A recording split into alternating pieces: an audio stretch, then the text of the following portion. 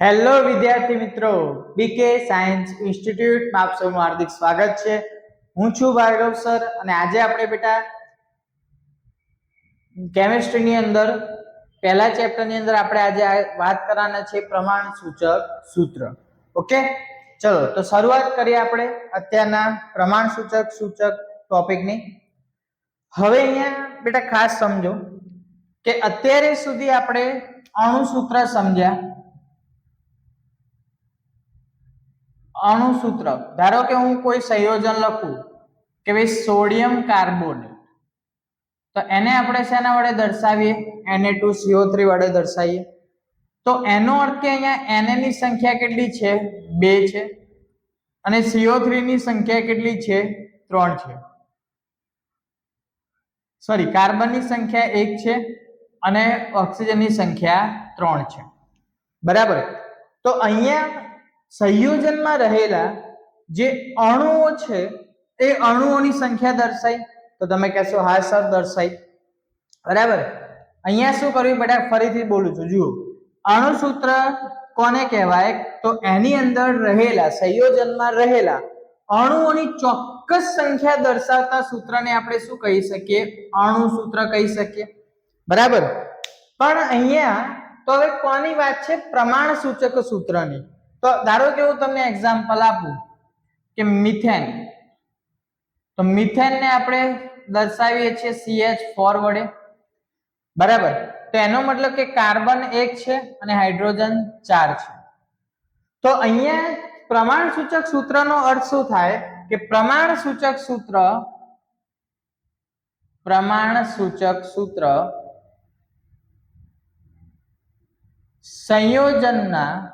સંયોજનમાં રહેલા અણુઓનું ગુણોત્તર પ્રમાણ દર્શાવે છે. શું દર્શાવે છે? અણુઓમાં રહેલું ગુણોત્તર પ્રમાણ. ધારો કે તમને એક્ઝામ્પલ આપું કે પાણી છે તો H2O છે, તો 2 હાઇડ્રોજન અને 1 ઓક્સિજનનું દળ 16, તો 2 હોય તો 2 × 8 = 16 એટલે 1/8 થયું. તો આ દળનો ગુણોત્તર થયો. હવે પ્રમાણ દર્શાવીએ તો કે ભાઈ H2O, તો 2 હાઇડ્રોજન અને 1 ઓક્સિજન, તો 2:1 થયું. તો અહીંયા જે આ દળથી હમણાં આપણે નથી જોવાની જરૂર, દળથી આપણે કોઈ પ્રમાણ જોવાનું હાલ નથી. એ તો આપણે જ્યારે બધા નિયમ ભણ્યા હતા, ગુણક પ્રમાણનો નિયમ ને બધું, એની અંદર વાત થઈ ગઈ છે. તો અહીંયા બેટા શું થયું કે જુઓ, પ્રમાણ સૂચક સૂત્ર એટલે કશું જ નહીં, પરમાણુઓનું શું દર્શાવે? અણુઓનું શું દર્શાવે? પ્રમાણ દર્શાવે. એટલે કે એમનું ગુણોત્તર પ્રમાણ દર્શાવે એવા સૂત્રને કહેવાય પ્રમાણ સૂચક સૂત્ર. બીજી વસ્તુ, ધારો કે હું આવું લખું C6H12O6, તો અહીંયા બેટા કાર્બન 6 છે, હાઇડ્રોજન 12 છે અને ઓક્સિજન પણ કેટલા છે? 6 છે. તો ગુણોત્તર જોવા જવું તો 1:2:1 થાય. 6×2 = 12, 6×2 = 12. તો આ ગુણોત્તર જે મેં દર્શાવ્યો, આ જે મેં પ્રમાણ દર્શાવ્યું, તો આનું પ્રમાણ સૂચક સૂત્ર એટલે C1 થઈ ગયા, હાઇડ્રોજન 2 થઈ ગયા અને ઓક્સિજન 1 થઈ ગયા. તો આ સૂત્ર એ કયું થઈ ગયું? પ્રમાણ સૂચક સૂત્ર. કયું સૂત્ર થયું બેટા? પ્રમાણ સૂચક સૂત્ર. બરાબર. અમે તમને ડાયરેક્ટ શીખવાડ્યું. હવે આપણે એક દાખલો જોઈએ. દાખલાના આધારે હું તમને શીખવાડું એટલે તમને એકદમ સરળ લાગશે. કશું જ મોટી વાત નથી, બહુ ઈઝી છે બેટા. ચલો હવે અહીંયા બીજું સમજો. બીજી એક વાત પહેલા હું કરી દઉં. દાખલો ગણતા પહેલા એક સૂત્ર આપણે દરેક જણ યાદ રાખીશું કે પ્રમાણ સૂચક સૂત્ર તો તમને ખબર પડી ગઈ. પ્રમાણ સૂચક સૂત્ર તો હું તમને દાખલો ચલાવીશ એટલે તમને ખબર પડી જશે, એટલે કે આવડી જશે. પણ પ્રમાણ સૂચક સૂત્ર પરથી આણ્વીય સૂત્ર શોધવું હોય તો એના માટે એક સૂત્ર આપણે યાદ રાખીશું. નોંધ કરીને લખું છું કે પ્રમાણ સૂચક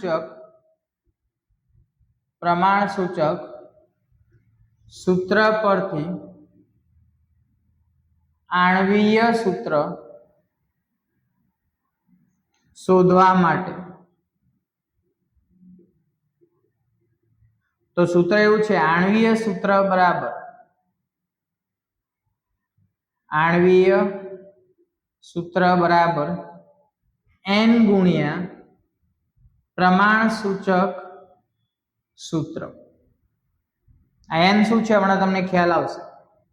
અને n શું છે, તો n બરાબર આણ્વીય દળ છેદમાં પ્રમાણ સૂચક સૂત્ર દળ.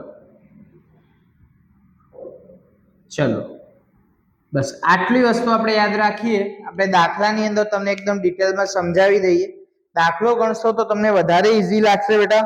આમ જોઈને ઘણા બધા વિદ્યાર્થીઓ કન્ફ્યુઝન થતી હોય છે કે સર આ કેવી રીતે કર્યું, ક્યાંથી આવી, શું છે, બરાબર. એટલે હું તમને દાખલો કરીને બતાવું એટલે તમને ખ્યાલ આવી જશે. ચલો દાખલાથી આપણે શરૂઆત કરીએ તો તમને એકદમ ઇઝીલી ખબર પડી જશે. ચલો પ્રમાણ સૂચક સૂત્ર અને આણ્વીય સૂત્ર મેળવો. પ્રમાણ સૂચક અને આણ્વીય સૂત્ર મેળવો. ચલો તમને અહીંયા સંયોજન આપ્યું છે કે એક સંયોજન માં 4.07% હાઇડ્રોજન,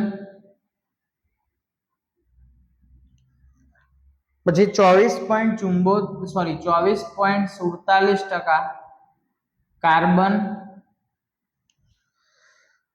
અને 71.65% ક્લોરીન ધરાવે છે. ક્લોરીન ધરાવે છે તો તેનું પ્રમાણ સૂચક સૂત્ર અને આણ્વીય સૂત્ર મેળવો. બહુ જ સરળ છે બેટા. એક કોષ્ટક છે સામાન્ય, આપણે બસ એ જ કોષ્ટકને યાદ કરીશું, એટલે કે યાદ રાખીશું ને એ જ રીતે આપણે ફોલો કરતા જઈશું. ઓકે ચલો જુઓ કેવી રીતે. અહીંયા પ્રમાણ સૂચક સૂત્ર અને આણ્વીય સૂત્ર મેળવવાનું છે. આપણને તત્વ આપી દીધા છે, તત્વની ટકાવારી આપી છે, વજન નથી આપે. ઘણા બધા વિદ્યાર્થીઓને મનમાં કન્ફ્યુઝન થાય કે સર વજન કેમ નથી આપ્યું. તો અહીંયા સમજો કે તમને ટકાવારી આપી, બરાબર. તો આપણને ખબર છે કે સૌથી મેક્સિમમ ટકા કેટલા હોય, 100 હોય. તો આ ત્રણેયનો તમે સરવાળો કરો, 100 આજુબાજુ થશે, બરાબર. હવે તમે સમજો કે 100% થયા. કેટલા ટકા? 100%. તો અહીંયા ધારો કે 100% માંથી તો કે 71.65% ક્લોરીન છે. તો એ 71.65 જે ટકા છે એને જ આપણે વજન તરીકે કન્સિડર કરીશું, બરાબર. એક જ મિનિટ બેટા.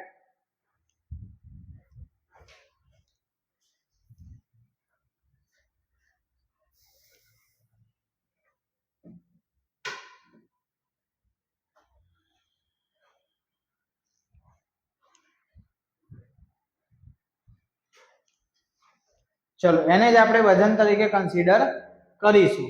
તો સૌથી પહેલા કોષ્ટક બેટા યાદ રાખો. તો સૌથી પહેલા આવે તત્વ, પછી આવે તત્વની ટકાવારી, પછી આવે તત્વનું દળ, પછી આવે તત્વના મોલ, પછી આવે સરળ ગુણોત્તર અથવા સાદો ગુણોત્તર. ચલો સાદો જ લખો અહીંયા, સાદો ગુણોત્તર. અને પછી સરળ પૂર્ણાંક સંખ્યા, સરળ પૂર્ણાંક સંખ્યા. ચલો આટલી વસ્તુ બેટા ખાસ ધ્યાનમાં રાખજો. ચલો તત્વ કયા કયા? તો હાઇડ્રોજન છે, કાર્બન છે અને ક્લોરીન છે. હાઇડ્રોજનની ટકાવારી તો કે 4.07%, હાઇડ્રોજનની 24.47%, ક્લોરીનની 71.65%. ચલો દળ કેટલું છે બેટા? તો દળ તો મેં તમને કીધું આ ટકાવારીને જ તમારે દળ કન્સિડર કરવાની. તો 4.07 ગ્રામ, 24.47 ગ્રામ અને 71.65 ગ્રામ. હવે સમજો, હવે કોની વાત છે? મોલ. તો મોલ તો આપણને ખબર છે. મોલનો ફોર્મ્યુલા શું છે બેટા? મોલ બરાબર વજન છેદમાં અણુભાર, બરાબર ને? ચલો તો વજન 4.07 ભાગ્યા 1, હાઇડ્રોજન નું આણ્વીય દળ એક જ થાય, આનો જવાબ આવ્યો 4.07. ચલો અહીંયા 24.47 ભાગ્યા કાર્બન નો આણ્વીય દળ બેટા 12. ચલો કરી દઈએ આપણે કેલ્સીમાં. 24.47 ભાગ્યા 12 તો 2.039. ચલો 71.65 ભાગ્યા ક્લોરીન નું આણ્વીય દળ 35.5 તો 71.65 ભાગ્યા 35.5 તો 2.018. ઓકે, ચલો હવે અહીંયા બેટા ખાસ સમજો સાદો ગુણોત્તર.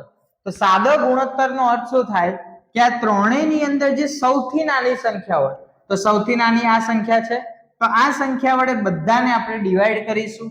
તો 4.07 ભાગ્યા 2.018 2.039 ભાગ્યા 2.018 અને 2.018 ભાગ્યા 2.018. ચલો આ તો એક થઈ જશે. ચલો આ કરીએ.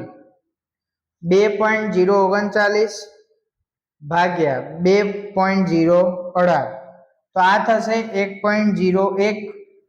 ચલો આ કરીએ. 4.07 ભાગ્યા 2.018 તો આ થશે 2.01. તો હવે આપણે સાદી પૂર્ણાંક સંખ્યા લઈએ તો આ 2 થશે, આ 1 થશે અને આ 1 થશે. ઓકે, ચલો ખાસ બેટા અહીં ધ્યાનથી જોજો. હવે હાઇડ્રોજન કેટલા છે? 2. હવે આ આપણને શું મળ્યું? તો આ ટકાવારીના આધારે તત્વોનું શું મળ્યું? પ્રમાણ મળ્યું. ત્યાં હું લખીશ કે પ્રમાણ સૂચક સૂત્ર. ચલો પ્રમાણ સૂચક સૂત્ર કેટલું છે? તો હાઇડ્રોજન 2 છે, કાર્બન 1 છે અને ક્લોરીન 1 છે. તો આ આપણને મળી ગયું પ્રમાણ સૂચક સૂત્ર. ચલો અહીં સુધી બધાને ક્લિયર બેટા? ઓકે, ચલો આગળ જોઈએ.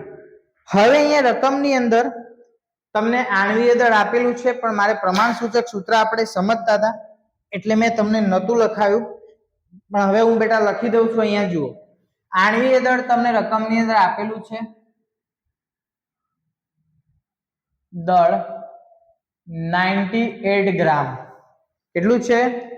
98.96 છે. ચલો કમ્પ્લીટ રાઉન્ડ ફિગર છે તો આપણે એ પ્રમાણે લઈશું. ઓકે, ચલો તો આણ્વીય દળ આપણને આપેલું છે બેટા.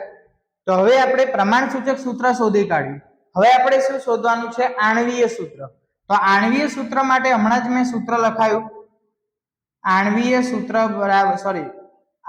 સૂત્ર બરાબર n ગુણ્યા પ્રમાણ સૂચક સૂત્ર. હવે n શું છે?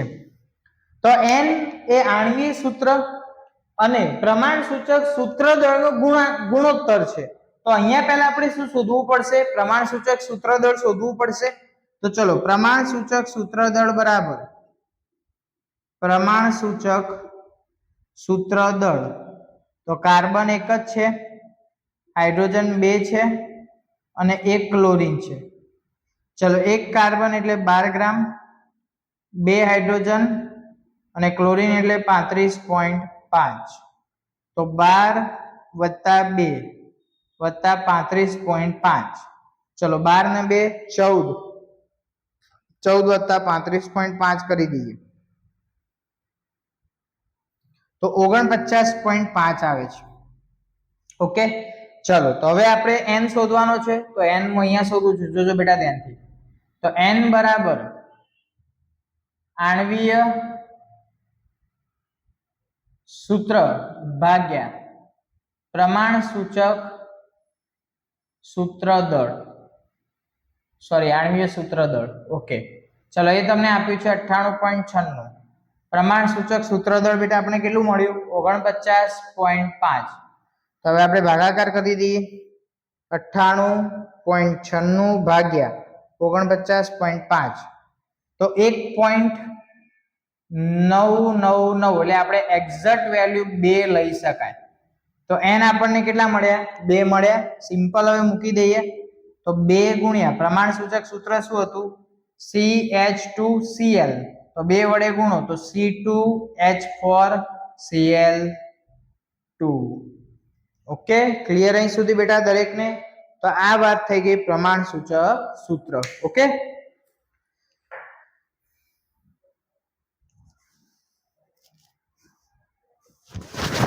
ચલો આગળ વાત કરીએ બીજો એક નાનકડો ટોપિક છે ખૂબ ઇમ્પોર્ટન્ટ છે તમારે ઘણા બધા દાખલા એના ઉપરથી કરવાના આવશે બેટા એ ખૂબ જ મહત્વનો ટોપિક છે એટલે ખાસ ધ્યાનથી જોજો ચલો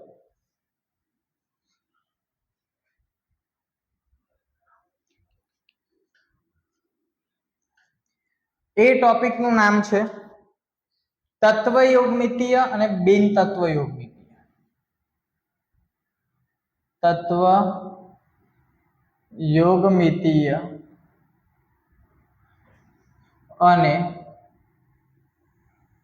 બિન તત્વ યોગમિતીય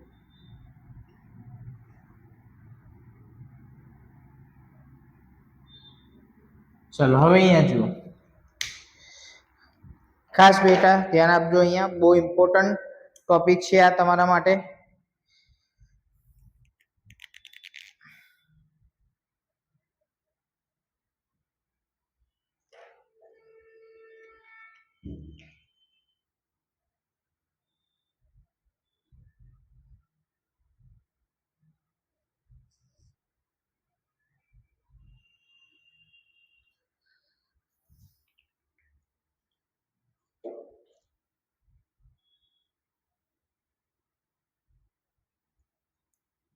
ચલો હવે અહીંયા ધ્યાન આપી દેજો તત્વયોગમિતિ અને બિન તત્વયોગમિતિ હવે તમે કહેશો સર કે આનો ઉપયોગ શું પહેલા તો આના રિલેટેડ ઘણા બધા એક્ઝામ્પલ્સ છે તમારા સ્વાધ્યાયમાં પણ છે ઉદાહરણમાં પણ છે અને તમે જો JEE આ નીટની પ્રિપરેશન કરતા હોય તો એની અંદર પણ આને લગતા ઘણા બધા ઉદાહરણ છે બરાબર હવે ખાસ સમજો તત્વયોગમિતિ એટલે શું અને બિન તત્વયોગમિતિ એટલે શું તો અહીંયા પહેલા હું એક ધારો કે સમીકરણ લખું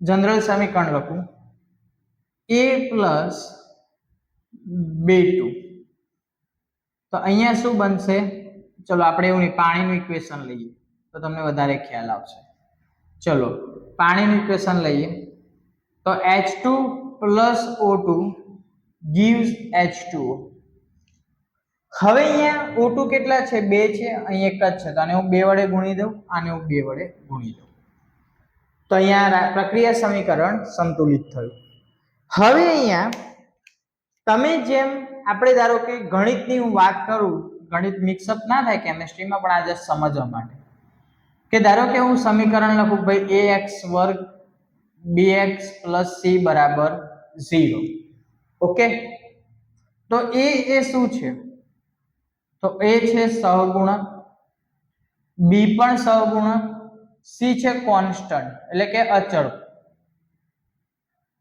પણ a અને b એ શું છે સહગુણક છે બરાબર તમે કહેશો આ ચલના સહગુણક છે તો અહીંયા તમે સમજો કે અહીંયા થોડું નામ અલગ છે અહીંયા 2 લખેલા છે કશું ના હોય તો 1 કહેવાય અહીંયા 2 કહેવાય બરાબર તમે કહેશો સર ગણિત જોડે સરખાવ્યું બેટા ખાસ સમજવા માટે બરાબર આપણે કેમિસ્ટ્રીમાં જ જવાનું છે અને કેમિસ્ટ્રી રીતે જ ભણવાનું છે પણ જસ્ટ આ તો તમને ખ્યાલ આવે એટલા માટે તો અહીંયા જે આપણે આગળ જે સંખ્યા લખીએ એને કહેવાય તત્વયોગમિતીય ગુણાંક શું કહેવાય તત્વયોગમિતીય ગુણાંક હવે આ શું દર્શાવે એ મહત્વનું છે હવે જ મહત્વની વાત આવી જોજો બેટા અહીંયા તત્વયોગમિતીય ગુણાંક 2 થશે તત્વયોગમિતીય ગુણાંક અહીંયા કેટલો થયો 2 થયો અહીંયા 1 થયો અને અહીંયા પણ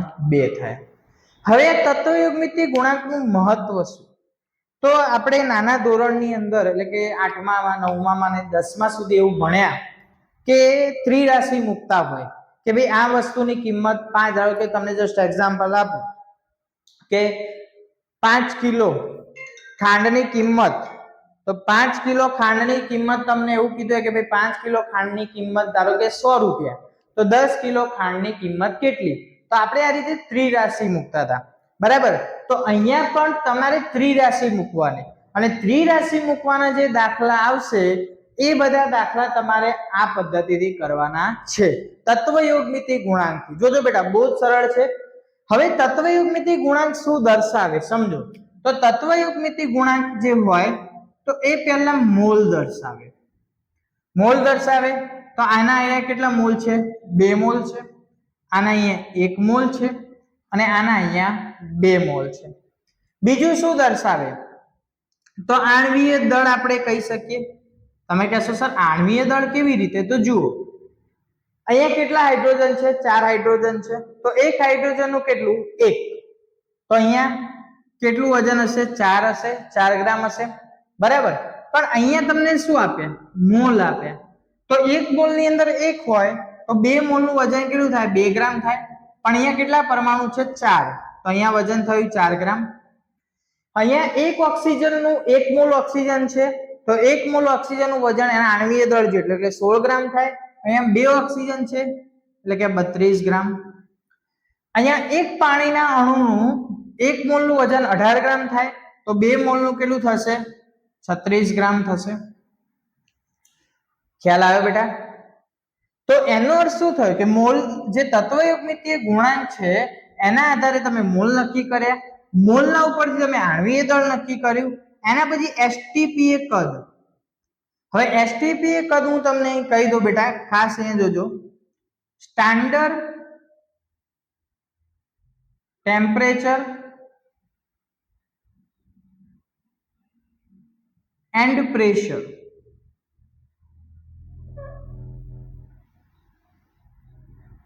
હવે તમે આની જગ્યાએ એનટીપી પણ લઈ શકો. એનટીપી એટલે તો નોર્મલ ટેમ્પરેચર એન્ડ પ્રેશર.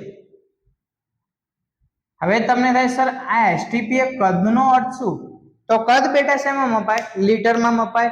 તો અહીંયા તમે સ્ટાન્ડર્ડ ટેમ્પરેચર એન્ડ પ્રેશર લો અથવા તમે નોર્મલ ટેમ્પરેચર એન્ડ પ્રેશર લેશો તો એની અંદર 1 મોલ બરાબર એસટીપી કદ થશે 22.4 લીટર. કેટલું થશે એસટીપી કદ? 22.4 લીટર. તો એનો અર્થ શું થયો? એ 1 મોલ છે તો 22.4 લીટર છે. 1 મોલ છે તો 22.4 લીટર છે. તો અહીંયા કેટલા મોલ છે? 2 મોલ છે. તો 2 મોલ થયા તો આ પ્રક્રિયાની અંદર હાઇડ્રોજન નું કદ કેટલું હશે? 44.8 લીટર.